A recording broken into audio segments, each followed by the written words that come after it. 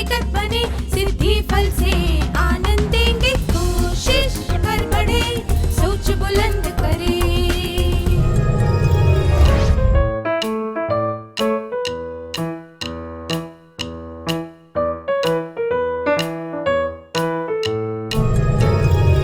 नमस्ते छात्रों, आपका स्वागत है। आइए आज के सत्र की शुरुआत एक खेल से करते हैं। यह खेल खेलने के लिए आपको दिखाए गए सारे शब्द या वाक्यांश पढ़ने हैं। क्या यहाँ कोई ऐसा विद्यार्थी है जिसे शब्द पढ़ना ना आता हो? क्या आपको मेरी बात पर हंसी आ रही है क्योंकि आप रोज कई चीजें पढ़ते हैं, जैसे कि कहानियां और निबंध? स्क्रीन पर एक एक करके आपको कुछ शब्द दिखाए जाएंगे। आपको ये शब्द जोर से पढ़ने हैं। अगर आप में से कोई उस शब्द को पढ़ नहीं पाया तो वह खेल से बाहर हो जाएगा। बाकी के विद्यार्थी खेल में आगे बढ़ेंगे। ठीक है? आप तैयार हैं?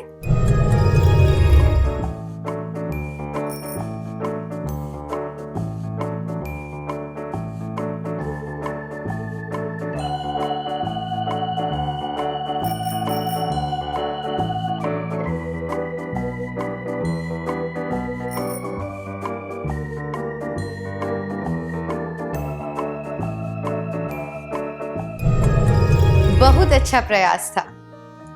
आप पहले 5 शब्द अच्छी तरह पढ़ पाए। उसके बाद दिया गया शब्द आप में से कुछ विद्यार्थी पढ़ पाए और आखिर के 2-3 शब्द आप में से शायद कोई भी नहीं पढ़ पाया। इसलिए सारे विद्यार्थी खेल से बाहर हो गए। मैं वे सारे शब्द फिर से जोर से पढ़ूंगी। सुनते समय आपको इस बात पर ध्यान देना है कि आप आखिर के 3 शब्द क्यों नहीं पढ़ पाए।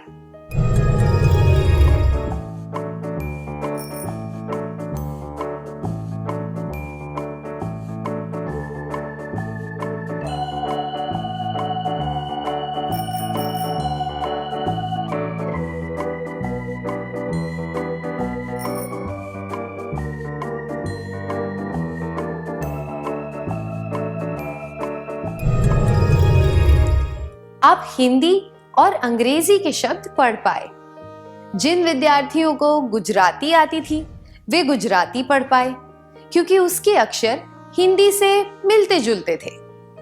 पर आप आखिर के 3 शब्द नहीं पढ़ पाए क्योंकि आप तमिल, कन्नड़ और चाइनीज लिपि से परिचित नहीं हैं। इसलिए ना तो आप वे शब्द पहचान पाए, ना ही याद करके उनके बारे में बता पाए।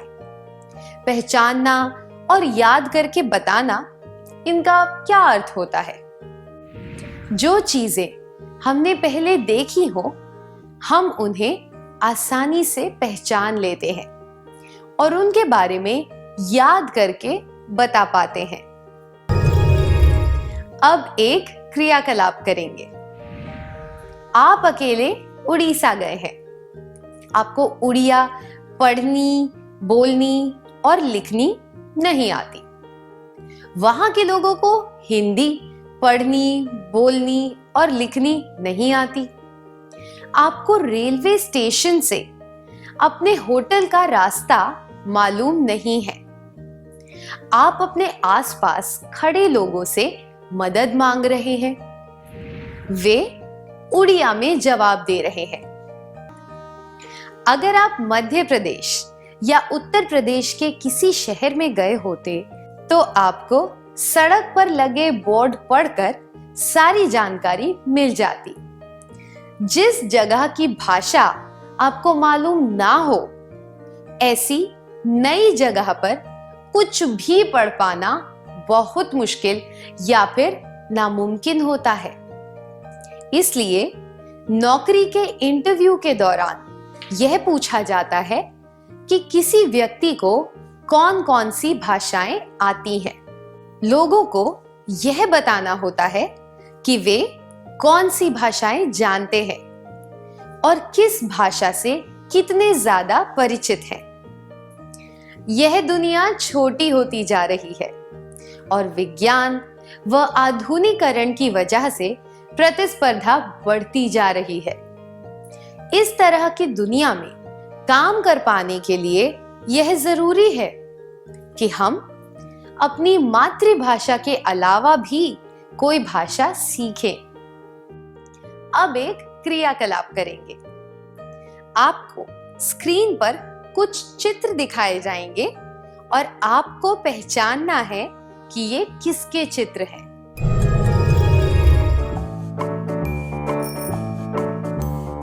ताजमहल,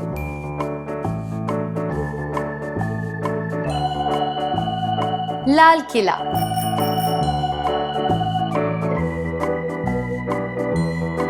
कुतुब मीनार,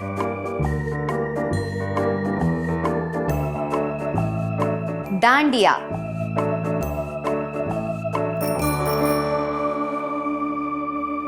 कथकली,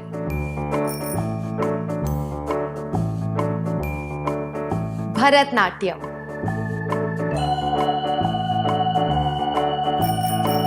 डॉक्टर, वकील, पुलिस,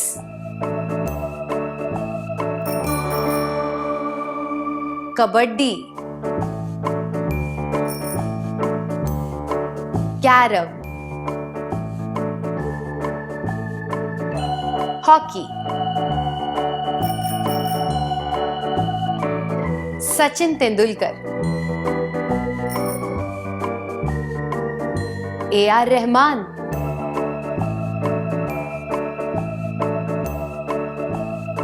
मदर टेरेसा। चित्रों को अच्छी तरह पहचानने के लिए धन्यवाद।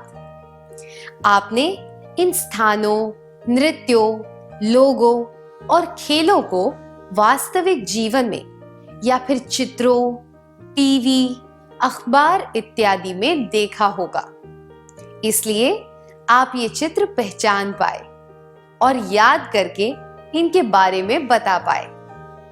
इसी तरह कुछ चिन्हों, विज्ञापन के नारों, गीतों इत्यादि को पहचाना जा सकता है।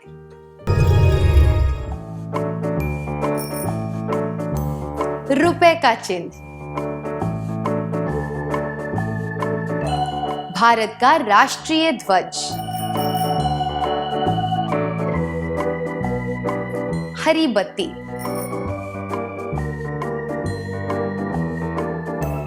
प्रश्न चिन्ह,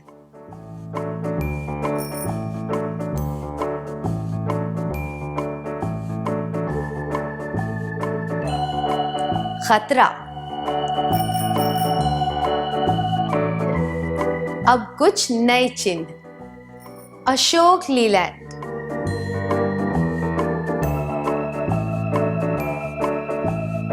टिमटिम तारे,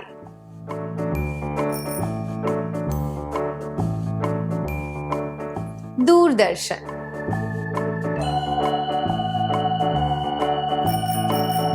रेड क्रॉस,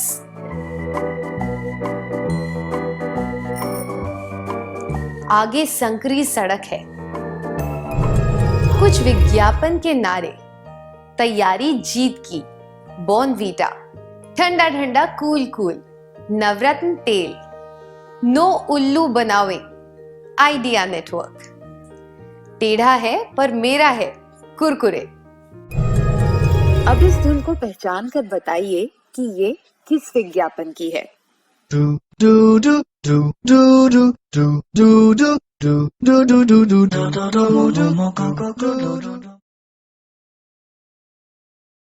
डोकोमो। बहुत बढ़िया था छात्रों, आपने जाने माने प्रतीक, चिन्ह, नारे और गीत पहचाने।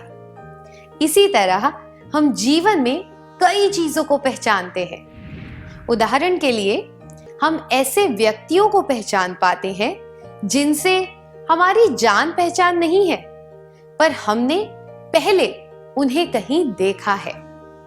ठीक से याद करने पर हम उस व्यक्ति का नाम, शहर और अन्य संबंधित जानकारी भी बता पाते हैं। कभी कभी ऐसा भी होता है कि हम किसी चीज को पहचानते हुए भी उसके बारे में कोई जानकारी ठीक से याद नहीं कर पाते।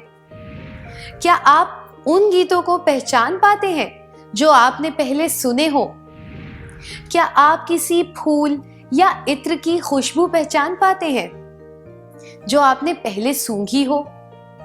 क्या किसी स्वादिष्ट चाय का स्वाद आपके मुंह में काफी देर तक रहता है? क्या आप अपनी चाय की तुलना उस चाय से करते हैं जो आपने पहले पी थी? क्या आप पहचान पाते हैं कि कोई फल पका हुआ है या नहीं?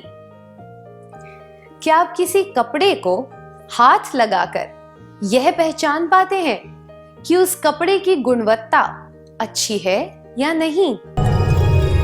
अब एक कहानी का समय है। आज मीना का जन्मदिन है। उसे संगीत बहुत पसंद है।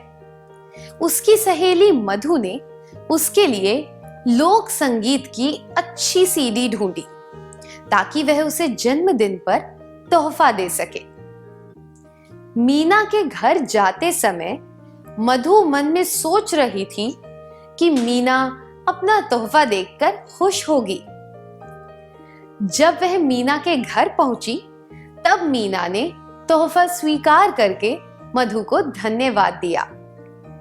तोहफा मेज पर रखा और उससे एक फिल्म के बारे में बात करने लगी जो उसने हाल ही में देखी थी। तभी उनकी सहेली लक्ष्मी आई। लक्ष्मी ने मीना को किसी फिल्म के गीतों की सीडी दी। मीना वह सीडी देखकर बहुत खुश हुई और उसने सीडी को तुरंत बजाया और गीत सुनने लगी। मीना ने लक्ष्मी का तोहफा इतने उत्साह के साथ क्यों लिया जबकि वह मधु के तोहफे को देखकर बिल्कुल भी उत्साहित नहीं हुई? मधु को लगा कि मीना को लोक संगीत पसंद आएगा, इसलिए वह उसके लिए सीडी लेकर आई। शायद लक्ष्मी को मालूम था कि मीना को फिल्म संगीत पसंद है, इसलिए वह मीना के लिए वही लेकर आई। जो बात लक्ष्मी याद रख पाई वह मधु को याद नहीं रही। पहचानने और याद रखने से हमें दूसरों की पसंद और नापसंद जानने में मदद मिलती है। क्या अब हम एक क्रियाकलाप करें? हर रविवार को कमला अपने दोस्तों के साथ साइकिल चलाकर नजदीक के बांध तक जाती है।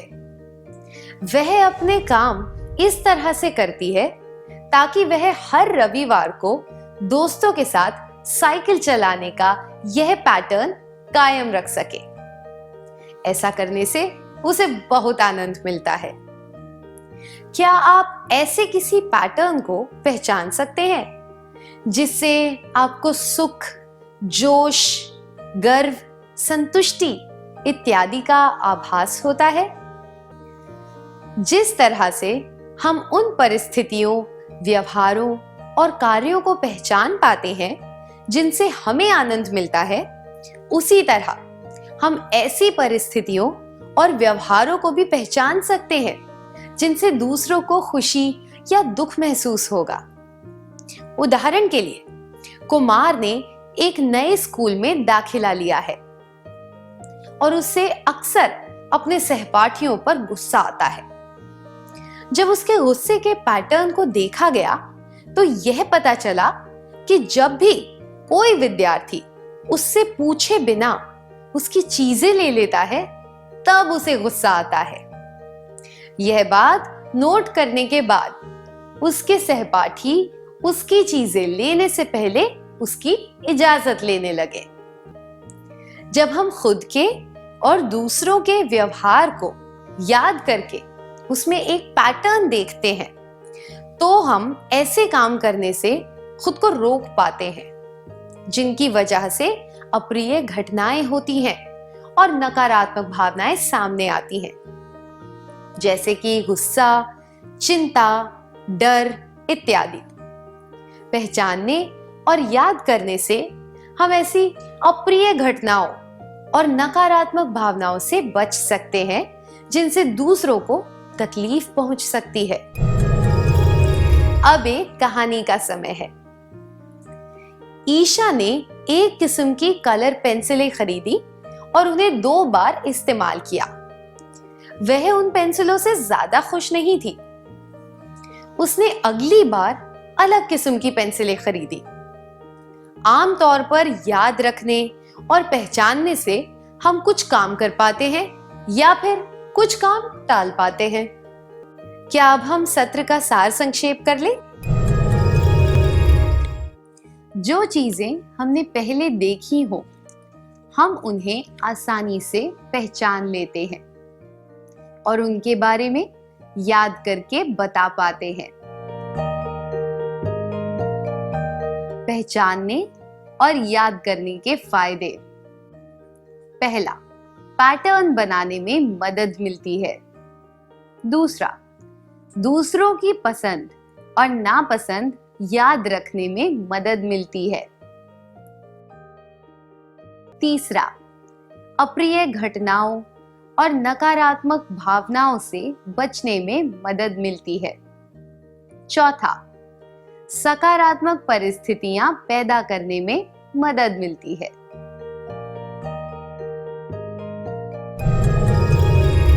आपने बहुत अच्छी तरह सार संक्षेप किया। धन्यवाद।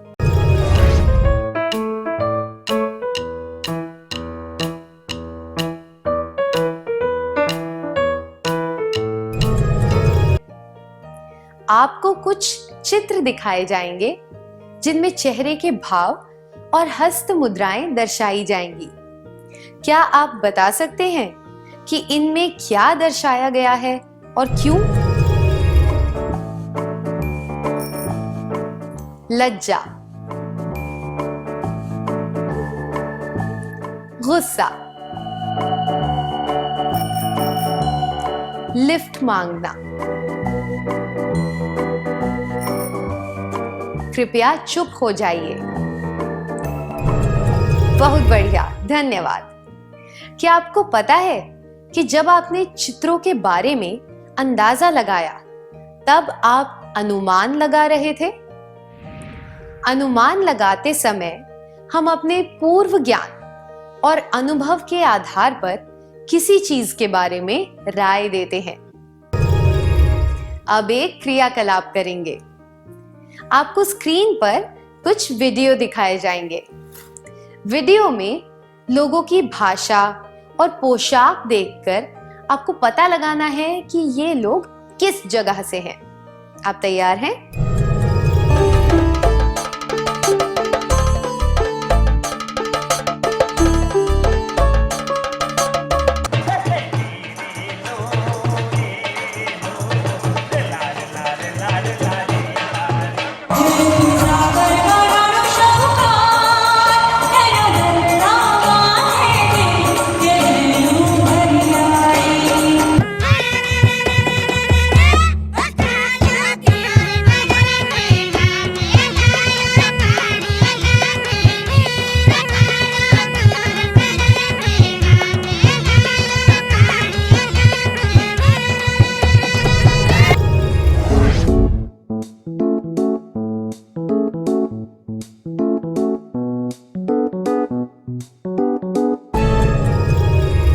उन सब लोगों को बधाई हो जिन्होंने यह सही अनुमान लगाया कि ये लोग केरल, राजस्थान, गुजरात और आंध्र प्रदेश से हैं। जिस तरह से चेहरे के भाव देखकर व्यक्ति की भावनाओं के बारे में अनुमान लगाया जा सकता है, उसी तरह भाषा और पोशाक देखकर यह अनुमान लगाया जा सकता है कि वे देश के किस भाग से हैं।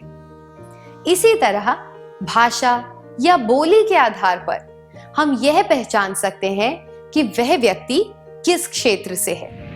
आइए एक क्रियाकलाप के द्वारा यह जानने की कोशिश करते हैं। अब आपको स्क्रीन पर कुछ दृश्य दिखाए जाएंगे। क्या आप पहचान सकते हैं कि ये बोलियां किस क्षेत्र में बोली जाती हैं? एकदम से अंदर होगा। अंदर होने की क्या बात है? तो नाव चढ़ाई का मतलब? अरे तो हमने नाव का जानबूझ के चढ़ाई है? नहीं, बड़े अनजान हो ना। यह भोजपुरी है। बड़े बात आकर मैं कैसा मिलेंगी नाम से लड़की, मुगलपुरे का चप्पा चप्पा मालूम मेरे को, लेकिन उसमें एक नीलूफर कैसा मिलेंगी? यह हैदराबादी हिंदी है। और भयो गैयन के पाछे तूने मधुबन मोही पठायो, चार प्रहर बंशी बट। यह ब्रज भाषा है। अरे कोशिश ये थी कोशिश, जान तोड़ कोशिश करी, मगर मैं भागने दूं तब ना, एक को दी मैंने पटखनी कि वो लंबू निकला भागने को, मैंने पकड़ के टांग। यह भोपाली हिंदी है। अंकल जी, ए छोरी के बावड़ी हो गई तू, के अंकल अंकल कर ऐसा है? आइए ना, इधर आइए। तना चाहना पड़ा के आफत आ गई सा। यह हरियाणवी हिंदी है। अनुमान लगाने से हम भावनाओं, इशारों, संस्कृति, देश, क्षेत्र इत्यादि को जान सकते हैं। क्या अब हम अगला क्रियाकलाप करें? इन बादलों को देखिए।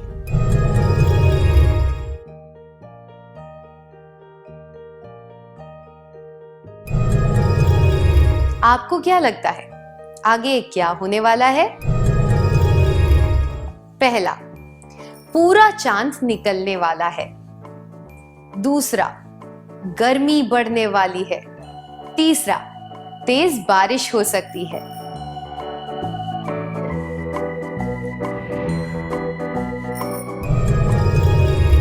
जब हमें काले घने बादल दिखते हैं तो हम यह अनुमान लगाते हैं कि बारिश होने वाली है।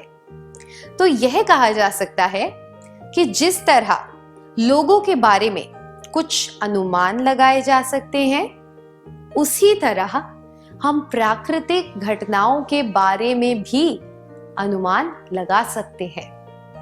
मछुआरे इन अनुमानों के आधार पर ही हवा के रुख और मछलियों के होने के बारे में पता लगाते हैं।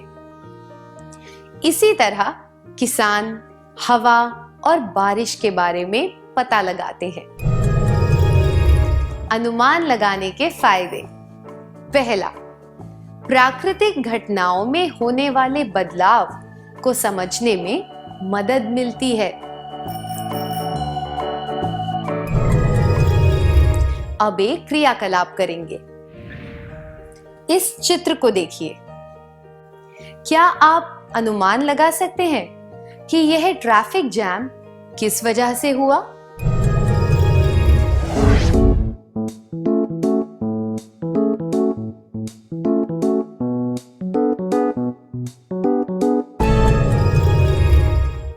धन्यवाद।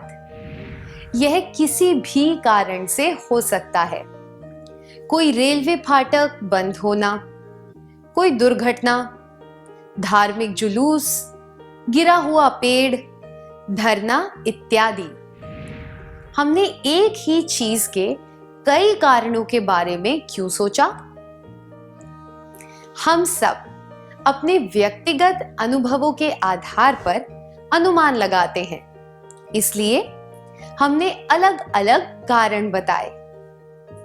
हमने जो पढ़ा होता है या जो दूसरों से सुना होता है, उसके आधार पर भी हम अनुमान लगाते हैं।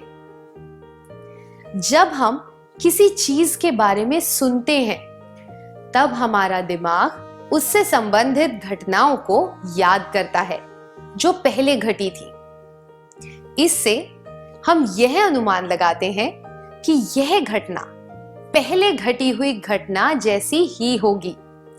तो हम कह सकते हैं कि हमने जो पढ़ा, सुना या अनुभव किया हो, हम उसके आधार पर अनुमान लगाते हैं। क्या ऐसे अनुमान हमेशा सही होते हैं? कुछ क्रियाकलापों के आधार पर हम यह जानने की कोशिश करेंगे। इस चित्र को देखिए। क्या आप बता सकते हैं कि यह व्यक्ति किस बात के लिए इशारा कर रहा है?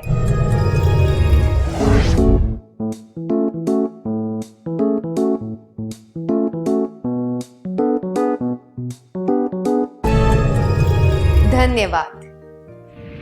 इस इशारे का कोई भी अर्थ हो सकता है, जैसे कि रुको, सदा खुश रहो, धैर्य रखो, ऐसा मत करो इत्यादि। लोग अपनी धारणाओं और अनुभवों के आधार पर रंगों, चिन्हों, इशारों, कार्यों और हरकतों के अलग अलग अर्थ निकालते हैं। ये अर्थ अलग अलग व्यक्तियों के लिए अलग हो सकते हैं, इसलिए हमारे अनुमान केवल एक राय की तरह होते हैं। इन्हें सत्य नहीं कहा जा सकता। अब एक कहानी सुनेंगे। मनोज रोज एक जवान लड़के को बस स्टॉप पर देखता है। वह व्यक्ति अपनी मोटरसाइकिल पर बैठे हुए मोबाइल फोन पर किसी से बातें करता है। जब वह मनोज को देखता है तब वह मुस्कुराता है। मनोज भी उसे देखकर मुस्कुराता है। एक दिन मनोज की बस छूट गई। उसने उस व्यक्ति से निवेदन किया कि वह उसे मोटरसाइकिल पर स्कूल छोड़ दे।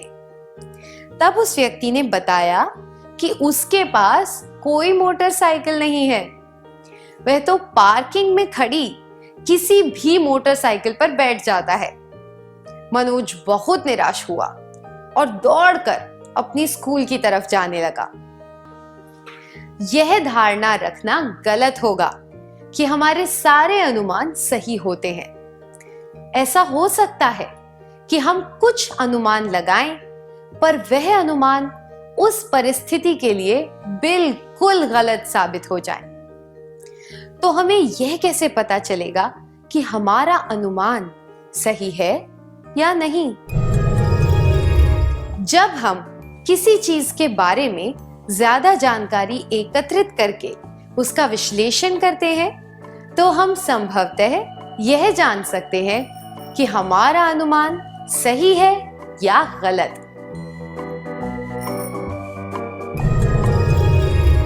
क्या हम सत्र समाप्त करने से पहले एक पहेली बूझें?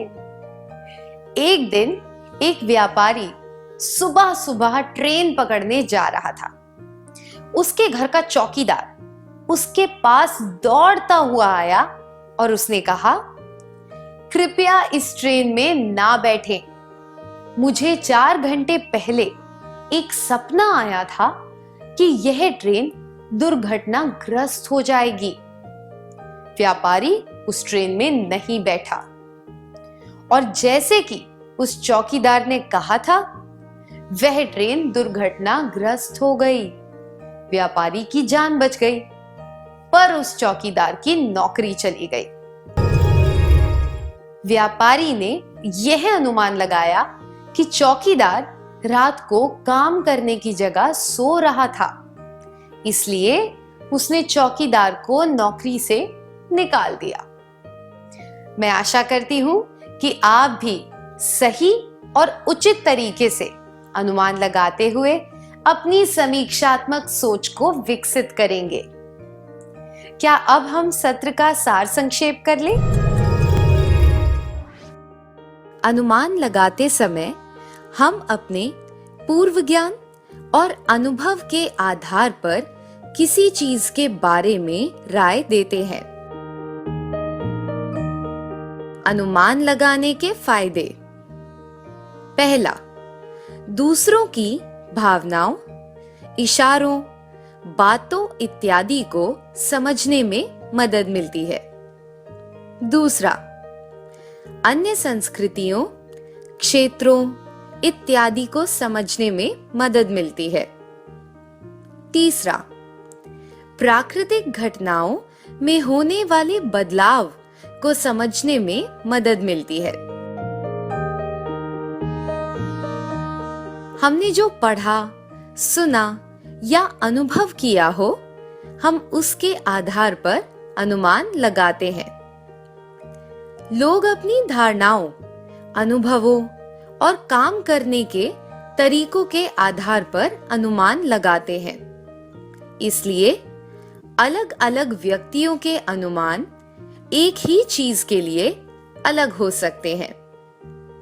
हमारे अनुमान केवल एक राय की तरह होते हैं। इन्हें सत्य नहीं कहा जा सकता।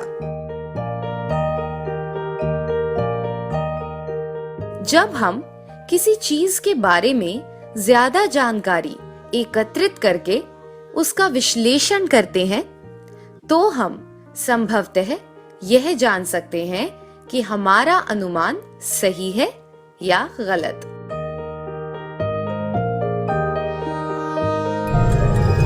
आपने बहुत अच्छी तरह सार संक्षेप किया। धन्यवाद।